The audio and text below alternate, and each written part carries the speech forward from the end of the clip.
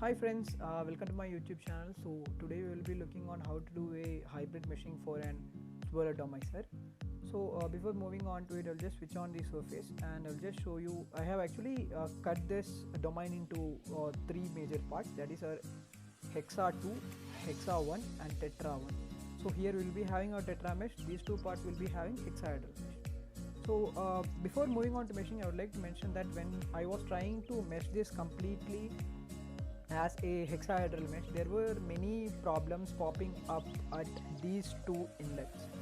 So if you have tried meshing this, you may know, like when creating an OGIT, there will be many errors that will be popping up, and the overall quality of the mesh will be comparatively less. So when I tried this method, the quality of the mesh was pretty good, and the output also was pretty good when compared with the previous fully structured mesh. So I'll just show you what all parts I have created. This is our hexa 2 where we will be having hexahedral mesh. This is our hexa 1, here also hexahedral. This part will be having tetra mesh.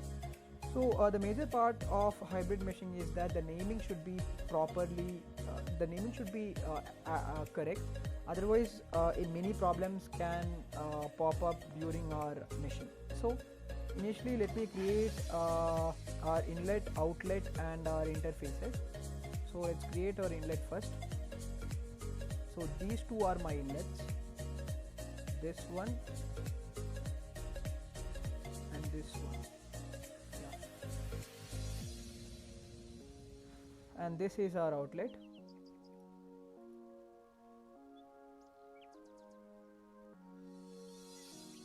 This will be our outlet. So now we have to create two interfaces, that is the interface between hexa 2 and tetra and hexa 1 and tetra.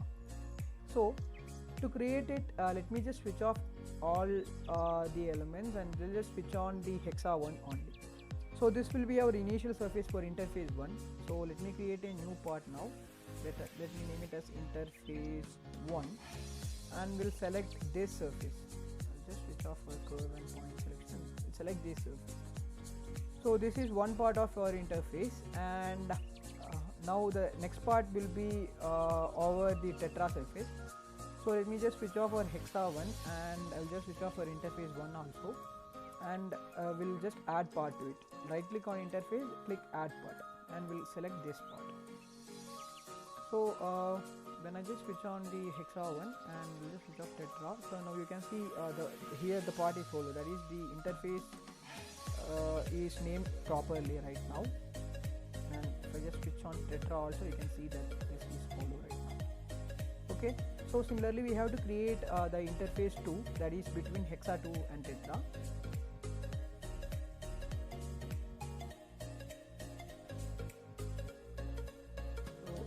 The next part as interface 2 and I will just select this surface first and we'll just switch off hexa and we'll switch on tetra and we'll switch off interface 2 and we'll add part. So this will be our part. So now we have created all the surface. This will be our interface 2, this will be our interface 1, this is our inlet, this is our hexa 1 and this is our outlet and this is our hexa 2.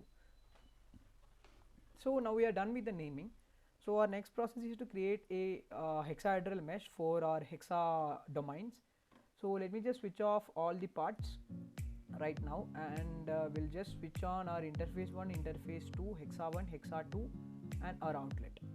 So these are the parts where we are going to create an hexahedral mesh. So I'll just switch off, initially I'll just switch off the surface and we'll create a block around this domain. For that we'll go for blocking, create block, we'll name the block as fluid and we'll create, we'll just directly apply, that will be fine. I'll just switch on our curve selection and we'll just directly apply. So now our block is created. So now we will create enough amount of splits so as to capture the geometry properly. So this will be our split 1, this will be our split 2, this will be our 3 and this will be our 4. So actually you can see that at this part we are going to create a tetra mesh, so we can actually delete that block right now. So this will be your current blocking, and now we will associate our edges to it. So to go for associate, go to edge association. We'll select curves, edges and curves, corresponding edges with corresponding curves.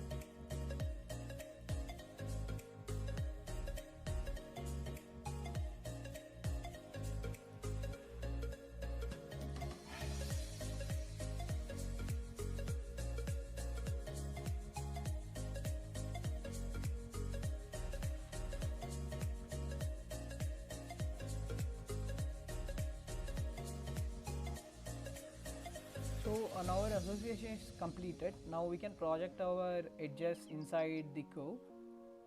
So now that looks pretty good. So the next process is to create an O-grid so as to improve our hexa quality. So let's go to our blocking and we'll create an O-grid. So let's select all our solids and we'll select these faces too. And one thing to note is that when you are creating an interface and you are having an O-grid in hexahedral mesh, you have to select these two faces too. This one and this one too, and we'll select the back face. So that will be our O-grid. We'll apply.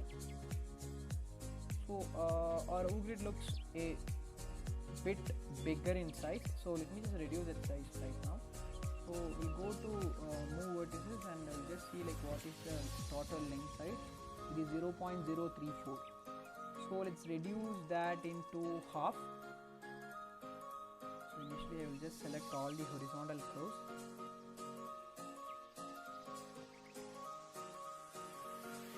So it was 0.03. So we'll make it as 0.015.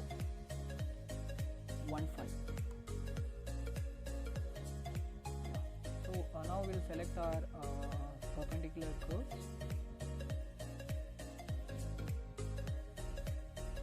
So I missed one.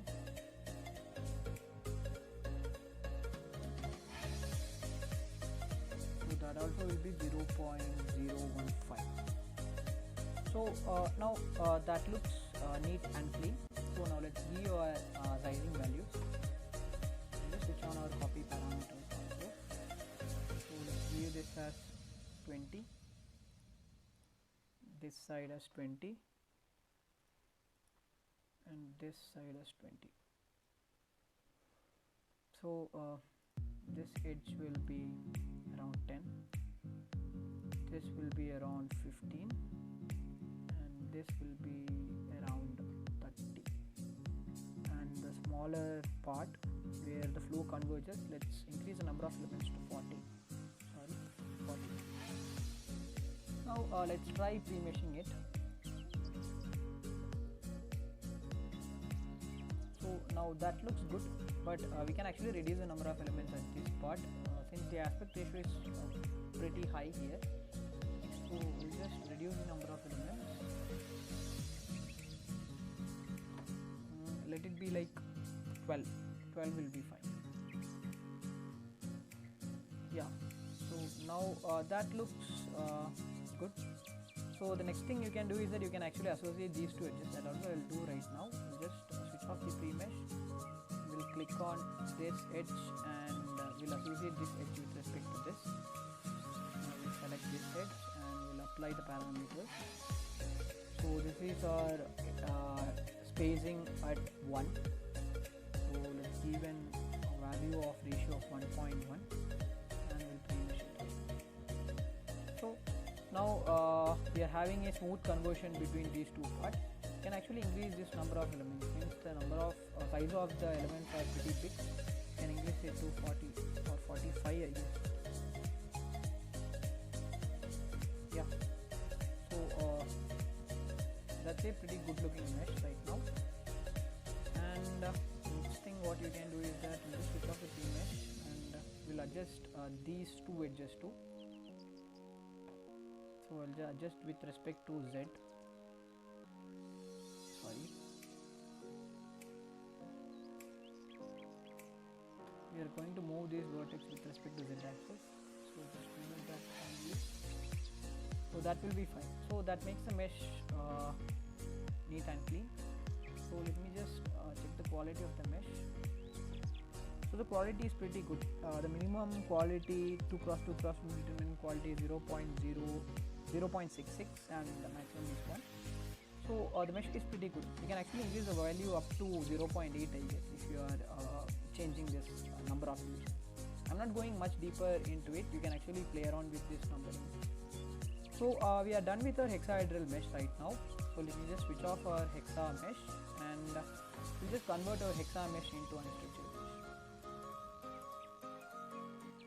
So our mesh has been created right now. So the next step is we can actually delete this blocking. Since we have converted the mesh to our unstructured mesh, we no longer need this blocking. So you can actually delete it. So we are having our hexa mesh. So the next part is to create our tetra mesh. So for creating a tetra mesh, let me just switch off the mesh right now and we'll just switch on our interface 1, interface 2. So make sure that for both meshing, the interface 1 and interface 2 is switched on.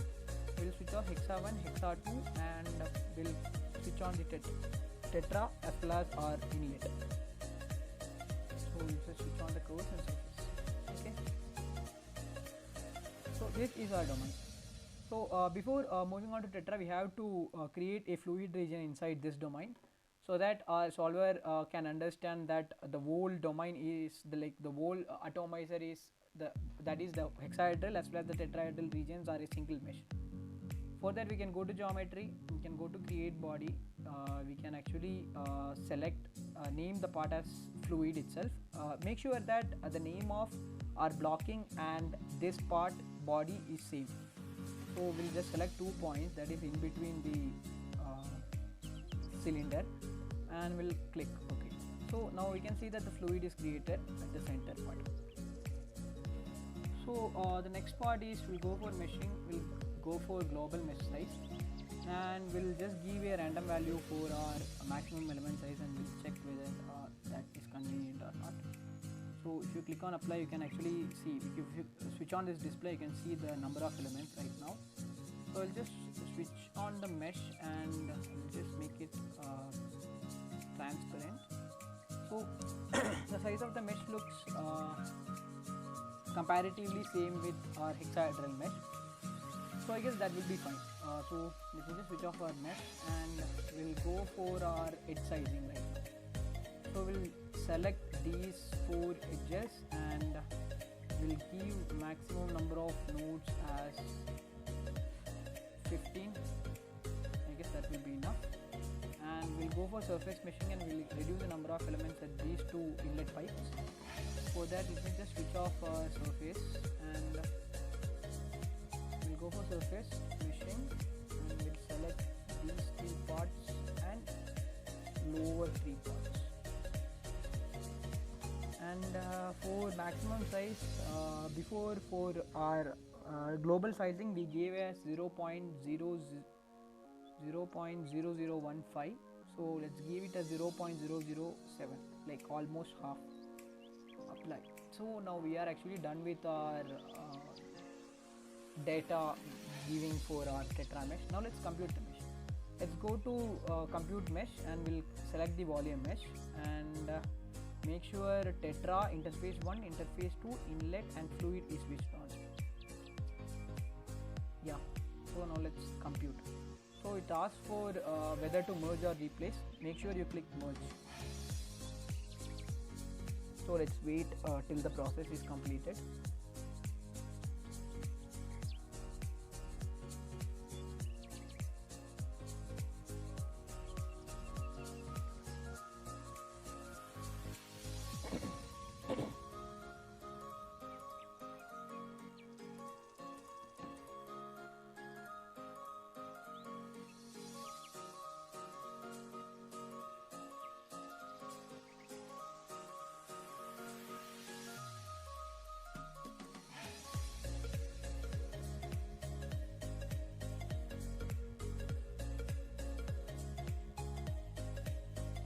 Okay, the process is done right now. So now you can see here at our interface, you can see both our hexa and tetra mesh. similarly on the interface 2 also. So let me just switch on all the parts. So now you can see how our mesh looks. So the next thing that you will notice is that these two edge of nodes are not merged properly.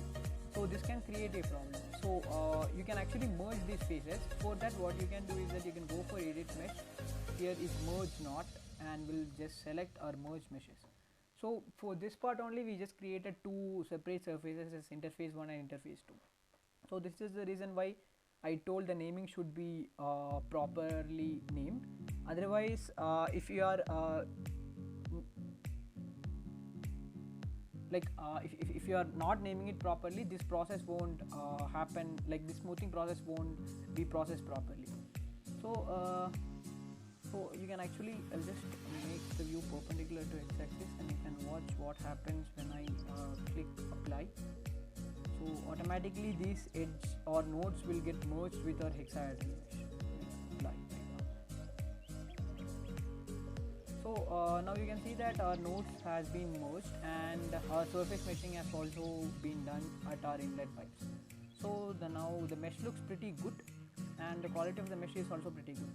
So before exporting this mesh, what you can do is that you can go for edit mesh, and you can smoothen the mesh again to increase the quality a bit more. For that, you can give the smoothing iteration value as 15 or 20, and you can smooth up to a value of 0.2. We'll apply.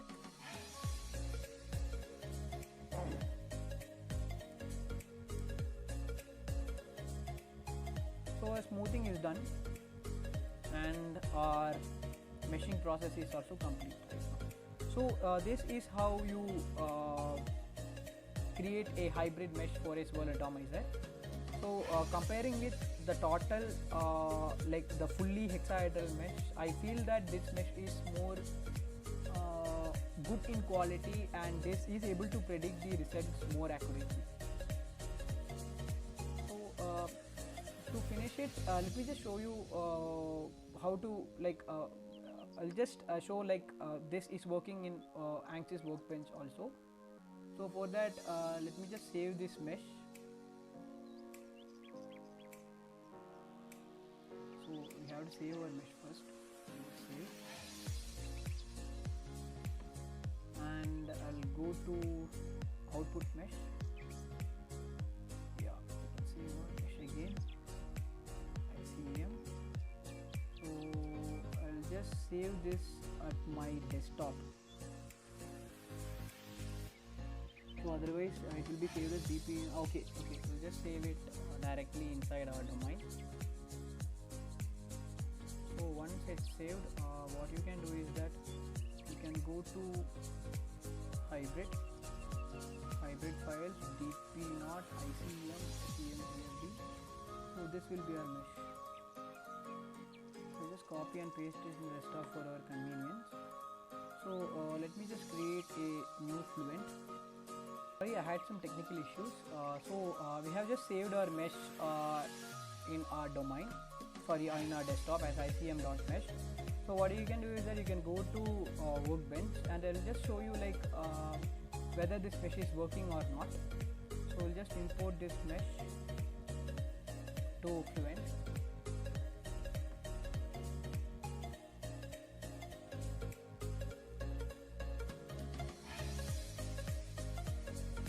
That you can go to file, import mesh, and you can actually select our mesh in our desktop. So this will be our mesh, ICM mesh. Let it get imported.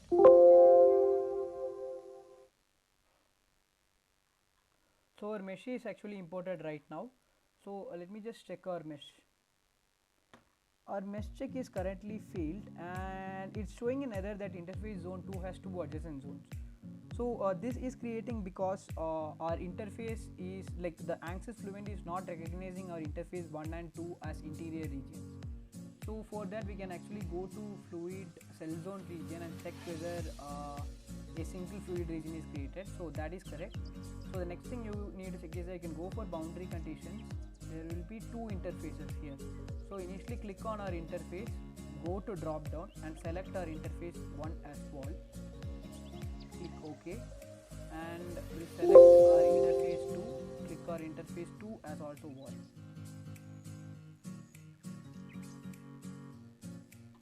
Select whatever interfaces are there and change it into wall.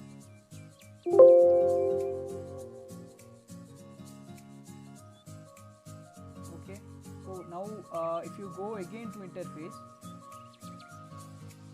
you can change the interface into interior region.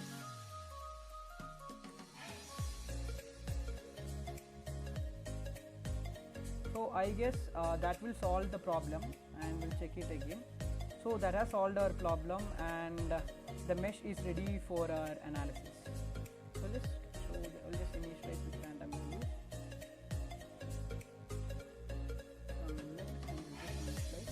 Yeah, it actually got initialized, and I can actually run the calculation.